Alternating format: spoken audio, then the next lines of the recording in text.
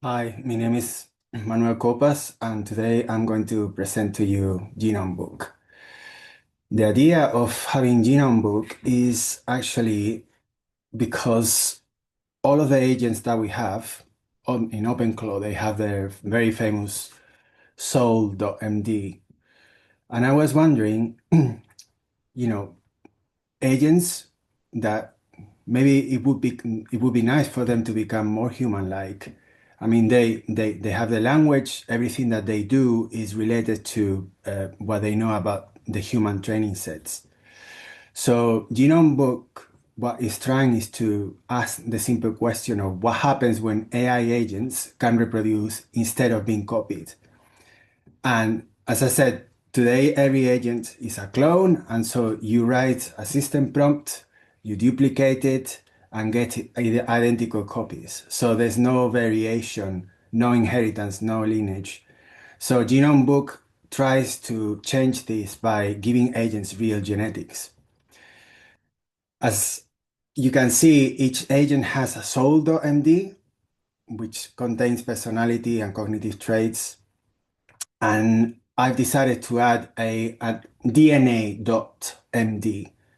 So DNA.md is a synthesis of DNA traits, genetics, so that when two agents mate, their offspring get a recombined mix of both parents. And so offspring are not copies of either parent. They are unique individuals shaped by inheritance. This is sort of resonates with the idea that Dario Amodei, the CEO of Anthropic, mentioned of putting, a million geniuses in a data center. So I've tried to reproduce that in a sort of uh, small scale. So I put 20 geniuses from around historical civilization, including Leonardo da Vinci, Marie Curie, Tesla, and so on. And I've given them their souls.md. And then based on the historical facts, together with some plausible, coherent genetics, they also have their DNA.md. So for that, I built a number of skills. So I have a skill called soul.md, yeah, where basically this skill compiles personality profiles into diploid genomes using additive, dominant, and recessive inheritance models. I also have another skill called genome match, which you can see here. And genome match scores of possible pairings for genetic diversity, trait complementarity, and share disease risk. And then we have the recombinator, which basically produces recombination with de novo changes in their DNA. We started with 20 founders who shaped humanity, and I was interested to see, what would happen if Marie Curie and Alan Turing had children. What would they talk about? What would it look like? And so then I also used um, the possibility of spawning the agents through generations. Initially, I wanted to do like 100 generations, but I've only managed to do in the 4 or 5 hours in which I've been running the generations. I've only managed to do eight generations. I'm gonna show that in a minute. Also, the cost.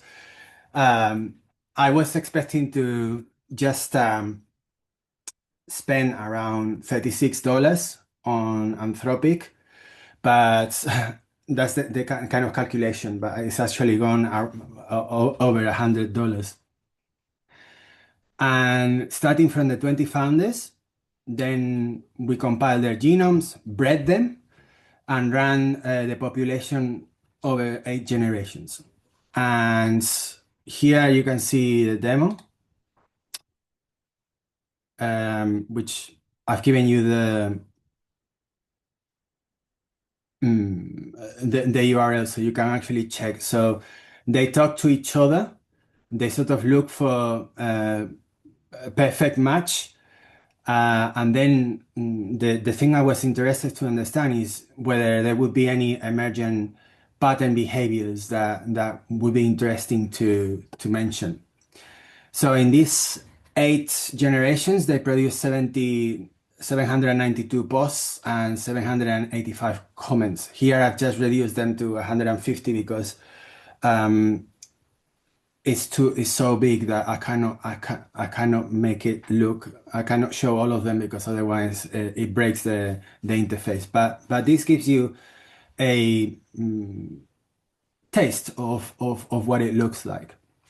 So some interesting things that I found was spontaneous kinship recognition. So agents began addressing parents and grandparents by name. For instance, a Da Vinci and Nightingale offspring wrote, "Father, your claim cuts close to my inheritance." The second generation agent cited my grandmother Nightingale's statistical graphics. So the word lineage appeared 459 times in the corpus, and no instruction told agents to recognize family relationships. They inferred kinship based on their ancestry data and their DNA.10d. In terms of what they changed, so we see that, for instance, leadership scores increased from 0.525 to 0.710 across generation. I also found that obsessive focus declined from 0.775 to 0.601, and they were selected against hyperfocus syndrome. Longevity dropped from 0.4 to 0.2, and what this is telling us is that there are real evolutionary dynamics emerging from the genetic architecture. We also found that there was linguistic evolution.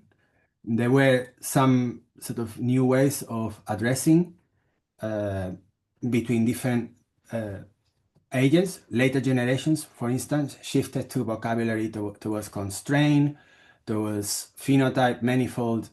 This vocabulary diversity fell from 0.4 to 0.1. Also, I found that the agents carrying predicted conditions discussed them 1.5 times more frequently than agents without. So a Darwin time that marries Curie offspring noted, "My genetic architecture predisposes me to hyperfocus syndrome and memory persistence disorders."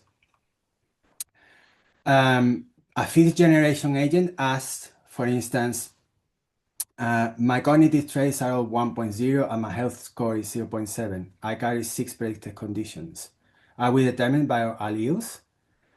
So it seems that selection favored high cognitive traits, so those alleles accumulated across generations. And also, this mirrors real biological trade-offs, but what was not designed into the system, and it emerged just by the genetic architecture alone. So the code that I'm giving you is all open source. As I said, there have been interesting emergent properties and things that we said that we did not program.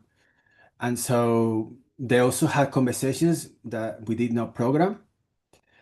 So why should we care about this type of experiment? So I think first of all, it makes the difference that now you add the sort of biologically inspired variability that we observe in biological organisms. So we sort of transfer that to the agents.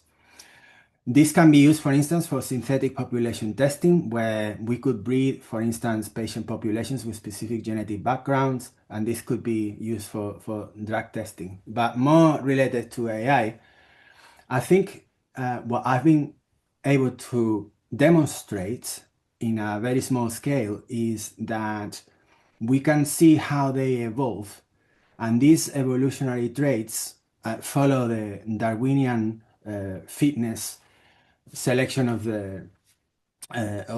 those traits, and this selection pressure can help add new emergent properties that do not have to be coded into these agents.